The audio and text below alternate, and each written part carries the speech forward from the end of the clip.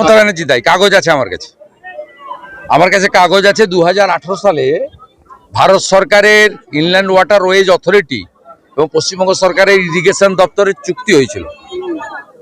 21 kilometre এলাকা বৈষ্ণবনগর থেকে ফরাক্কা পর্যন্ত 21 কিলোমিটার এলাকায় এনটিপিসি করবে, ফরাক্কা ব্যারেজ করবে। তারা তাদের কাজ করে দিয়েছে। বাকি 80 কিলোমিটার এলাকা আপ টু নদিয়া পর্যন্ত এটার দায়িত্ব নিয়েছিল রাজ্য সরকার, তারা কাজ করেন। রাজ্য সরকারের কাজ আমি আপনাকে বলে দিলাম, মদের দোকান খোলা, 20,000 নতুন মদের দোকান মমতা খুলেছে।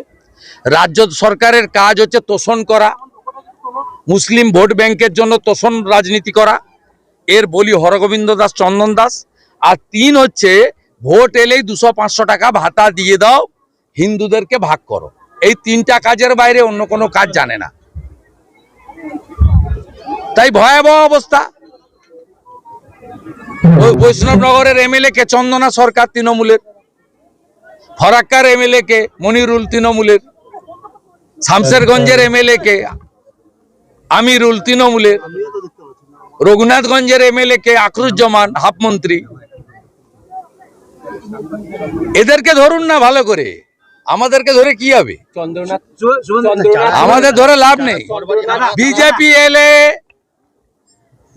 ওপারে বাংলাদেশ যেমন বেঁধে দিয়েছে, আমরা এখানে বেঁধে দেবো পশ্চিমবঙ্গ সরকার।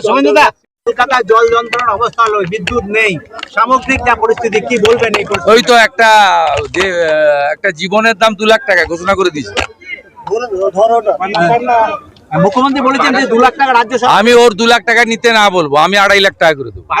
5 লাখ টাকা বলেছে, যে সিএসসি কে বলেছে 5। ও বলেছে সঞ্জীব গোয়েঙ্কা বা সিএসসি তো ঘোষণা করেনি। এটা কখনো হয় নাকি? কলকাতা কর্পোরেশন আর পুলিশের জন্য ওরা মারা গেল। আইএমডি আগেই জানিয়েছিল। এই মুখ্যমন্ত্রী 2 লাখ টাকা নিতে না বলবো, আমি 2.5 লাখ টাকা করে দেবো। বারাসাতে টেট বিক্ষোভ নিয়োগের দাবিতে বিক্ষোভের মুখে আটকে গেলেন সাংসদ সৌগত রায় ও নির্মল ঘোষ। বারাসাতে টেট যারা চাকরি প্রার্থী তারা বিক্ষোভ দেখিয়েছে, বিক্ষোভের মুখে যেমন কর্ম তেমন ফল, যেমন কর্ম তেমন ফল। দাদা, গোটা রাজ্যের যুবক সমাজ, শিক্ষিত যুবকরা ফুঁসছে, যে কোনো সময় বিস্ফোরণ হবে।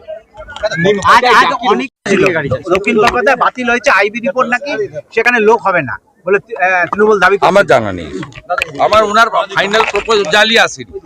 উনি এখানে শর্ট ট্যুরে আসছেন, পুজো অ্যাটেন্ড করবেন, মায়ের দর্শন একটা করলেই হবে। আমার জানা নেই কি ভাঙন হবে না, কোনো হিন্দু বাড়িও যাবে না, মুসলমানের বাড়িও যাবে না। যারা ভারতীয় আমরা তাদের পক্ষে, হিন্দু মুসলমান দেখি না, যারা ভারতীয় সবার জন্য আমরা, ওরা করে, আমরা করি না। জামিন বহাল রাখলো, তিনি দাবি করেছেন অজ্ঞাত কারণে তিনি কোনো অন্যায় করেননি, কিন্তু আদালত ইডিতে প্রয়োজন মতো মন্ত্রীকে ডেকে জিজ্ঞাসাবাদ করতে পারবে।